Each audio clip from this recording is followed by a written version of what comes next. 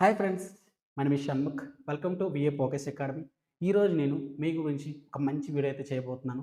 ఆ వీడియో ఏంటంటే upcoming 30 days నుంచి 40 డేస్ లోప ఆర్ఆర్బీ ఎన్టీపీసీ ఎగ్జామ్ అయితే జరగబోతుంది. ఆ ఎగ్జామ్ని బేస్ చేసి నేను పూర్తిగా నెక్స్ట్ 30 డేస్ లోప ఎగ్జామ్ పేపర్ 1 నుంచి ఎగ్జామ్ పేపర్ 10 అని టోటల్‌గా 10 వీడియోస్ చేయబోతున్నాను. ఇవి పూర్తిగా ఎలా ఉంటాయంటే పూర్తిగా ఎగ్జామ్‌కి రిలవెంట్‌గా ఉంటాయి. సో, మీరు ఖచ్చితంగా ఈ క్వెషన్స్ ఈ వీడియోస్ చూడండి. దీనివల్ల మీకు చాలా చాలా అడ్వాంటేజ్ ఉంటది. ఓకేనా? రెడీ స్టార్ట్ చేద్దామా? ఇదేంటంటే ఈ question based on time and work.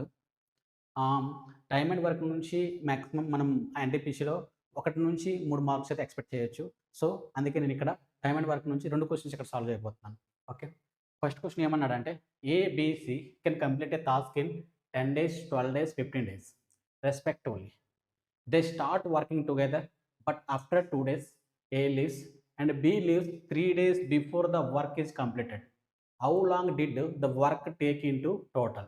అంటే ఈ క్వశ్చన్‌లో ఏముందంటే టోటల్ ఏబీసీ అంట వాళ్ళు ఇండివిడ్యువల్‌గా అంటే సెపరేట్‌గా వాళ్ళు చేసుకుంటే ఏకి 10 డేస్ పడుతుంది, బికి 12 డేస్ పడుతుంది, సికి 15 డేస్ పడుతుంది. అయితే వాళ్ళు అందరూ కలిసి ఒక వర్క్ అయితే స్టార్ట్ చేశారు. ఆహ్, స్టార్ట్ అయిన వర్క్ 2 డేస్ తర్వాత బి ఆ వర్క్ వదిలిపెట్టింది. వదిలేసి వెళ్ళిపోయింది. తర్వాత లాస్ట్ 3 డేస్ ఉండగా బి అనేది వర్క్ వదిలి వెళ్ళిపోయిందనమాట. ఉన్న 3 డేస్ వర్క్ సి చేసింది. అయితే టోటల్‌గా ఎన్ని రోజులు పట్టిందనేది క్వెషన్. సో, క్వెషన్‌లో మనం ఫస్ట్ ఆఫ్ ఆల్ ఏదైనా మనం ఈ టైమ్డ్ వర్క్ సాల్వ్ చేయాలి అంటే ఫస్ట్ ఆఫ్ ఆల్ మనకు టోటల్ వర్క్ అండ్ ఎఫిషియన్సీ అనేది ఖచ్చితంగా ఫైండ్ ఔట్ చేయాలి. సో, మనం ఇప్పుడు టోటల్ వర్క్ ఫైండ్ ఔట్ చేద్దాం. ఫస్ట్ ఆఫ్ ఆల్ మనం ఏం చేయాలంటే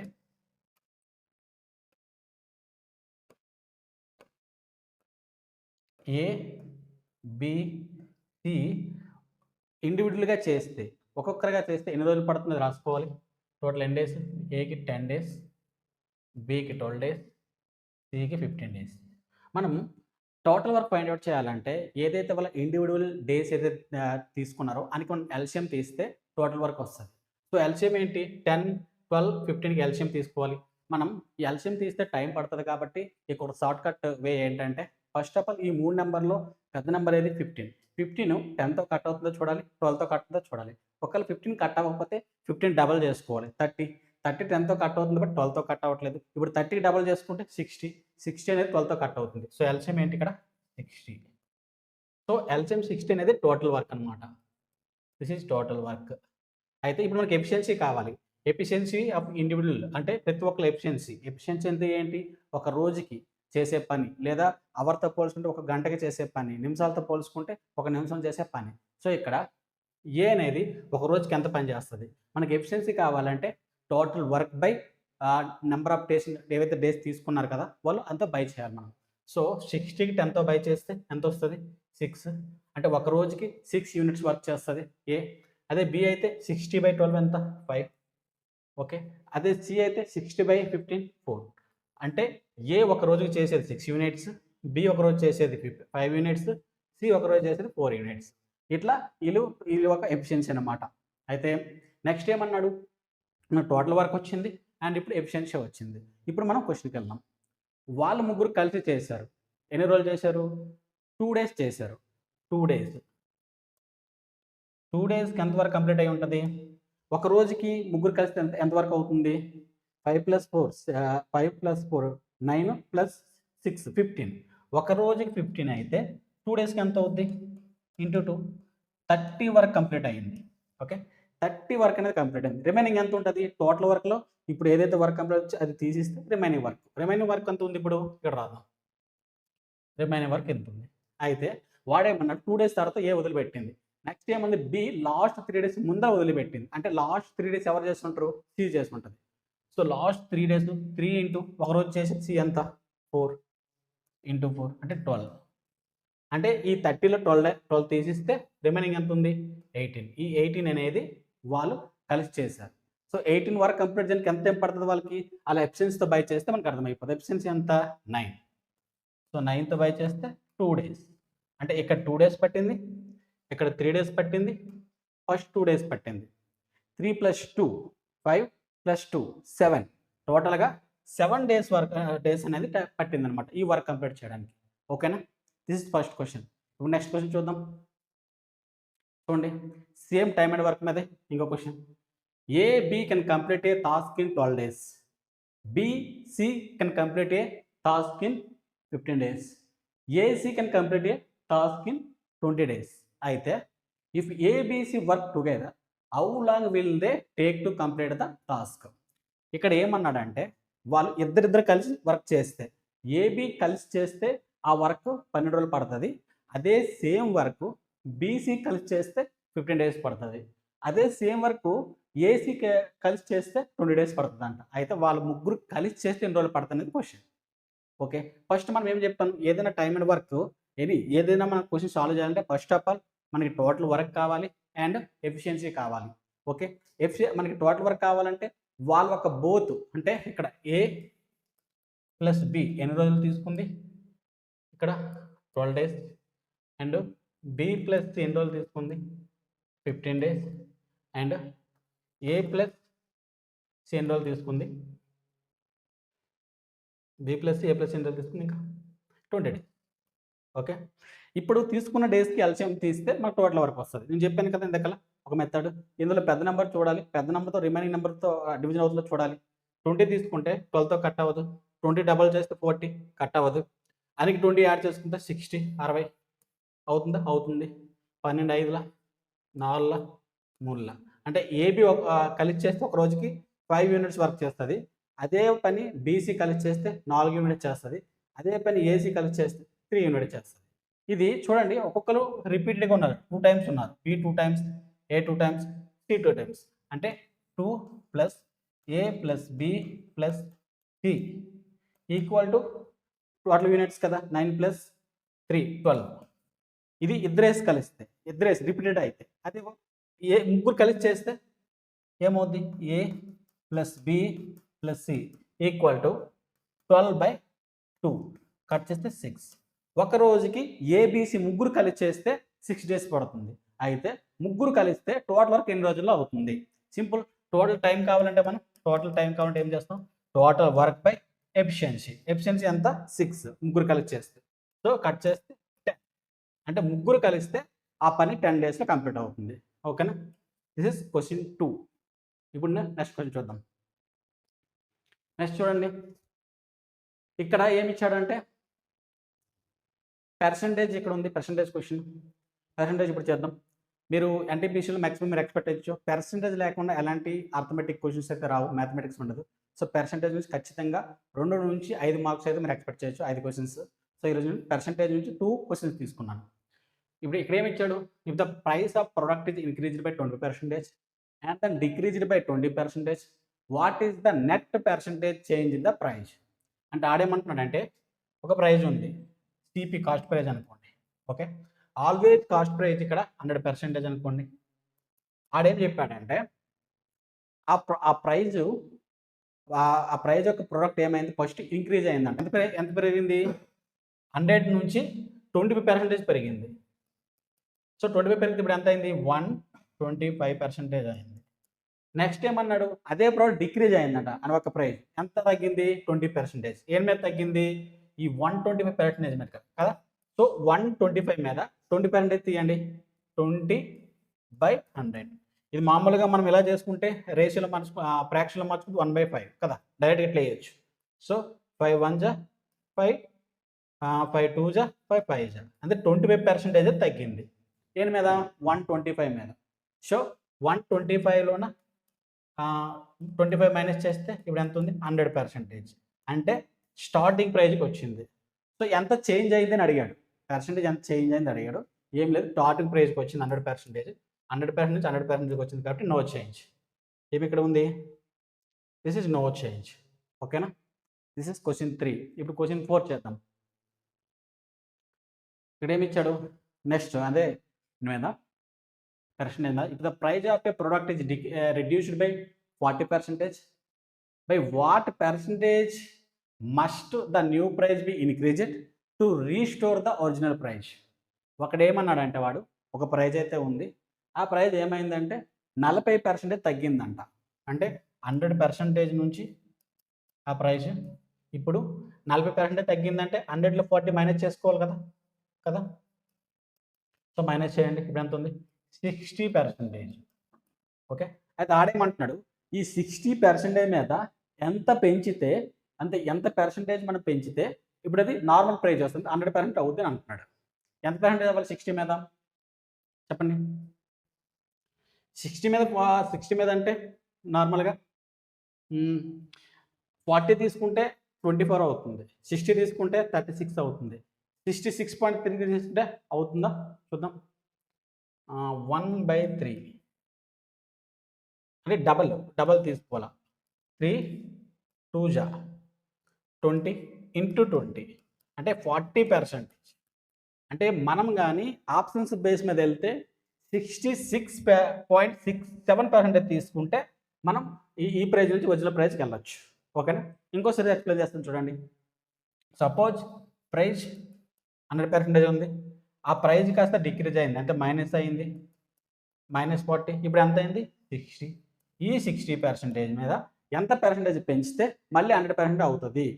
మనం ఆప్షన్కి వెళ్తే సింపుల్, 60లో 40% ఎంత, 4 6 ఎంత 24, కలిపితే 84 అవుతుంది కాదు. అదే 60% కలిపితే 6 6 ఎంత 36, 60 + 36 ఎంత అవుతుంది 96 కాదు, 66.66 అంటే మామూలుగా ఫ్రాక్షన్లో చూసుకుంటే 2/3. అంటే ఇక్కడ ఇంత ఇంటూ చేయండి చూద్దాం, 2/3 చేస్తే 2 జా 20 ఇంటూ 2 40 సరిపోయింది కదా, 40 పెరుగుతుంది అంటే 60 మీద 40 పెరుగుతుంది అంటే 100 అవుతుంది. సో ఆన్సర్ ఏమవుతుంది 66.67%. ఓకేనా, ఇప్పుడు నెక్స్ట్ క్వశ్చన్ చేద్దాం. చూడండి, రేషియో మీద మీకు మ్యాక్సిమం మీరు చూడొచ్చు, ఖచ్చితంగా 1 నుంచి 2 మార్కులు అయితే ఖచ్చితంగా ఇక్కడ నుంచి వచ్చే ఛాన్స్ ఉంది క్వశ్చన్స్. సో రేషియో ఒకటి ఇప్పుడు చేద్దాం. If the ratio of the number of boys to girls in a class is 3:5. If there are 24 boys how many girls are there అన్నాడు. అంటే ఇక్కడ boys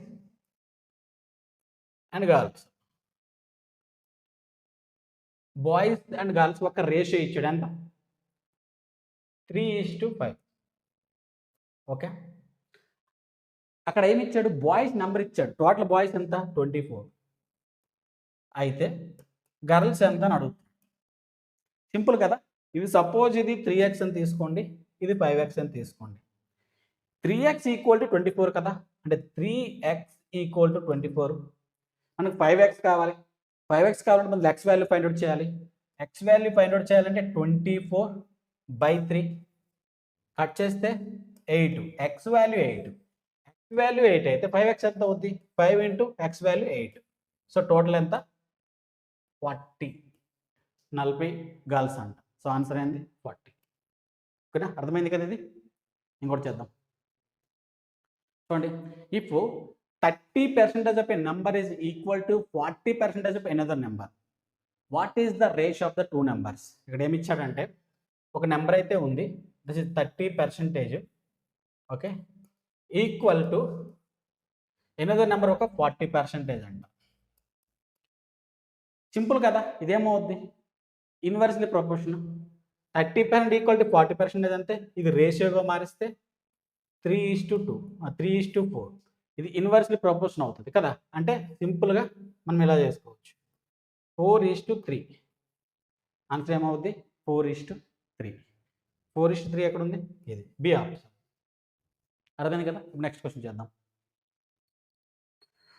how long will it take for 12,000 to earn 3,600 as a simple interest at 6% per annum.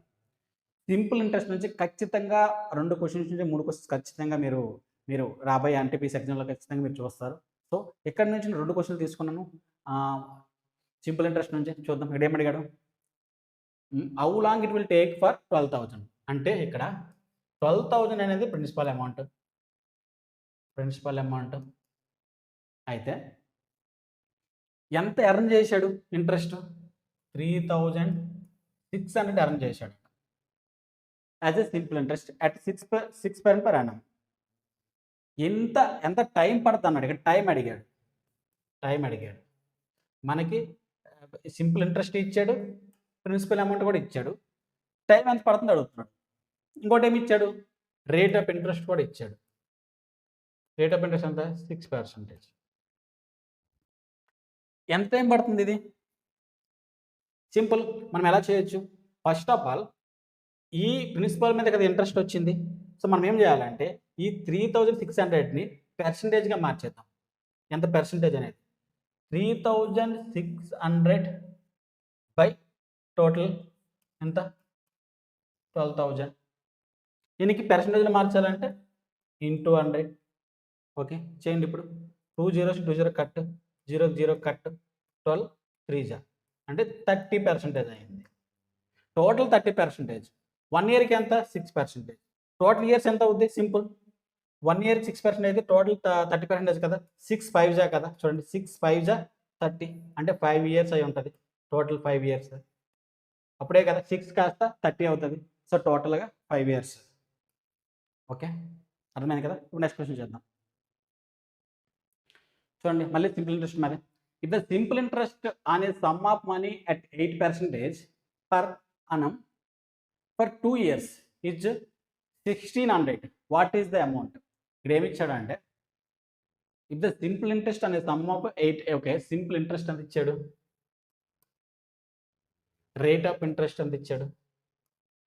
Rate of interest 8%. Time ఎంత ఇచ్చాడు?